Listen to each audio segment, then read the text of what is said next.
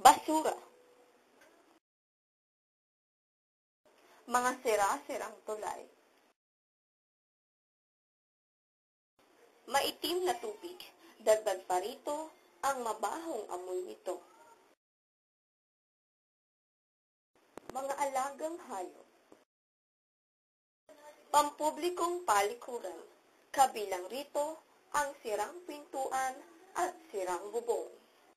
Ang mga ganitong eksena ay tila nakasanayan na ng mga residente dito, lalo na ng mga bata.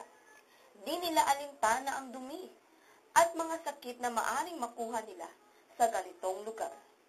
Ilan lamang ito sa mga suliraning kinakaharap ng mga residente sa lugar na kung tawagin ay pantalan.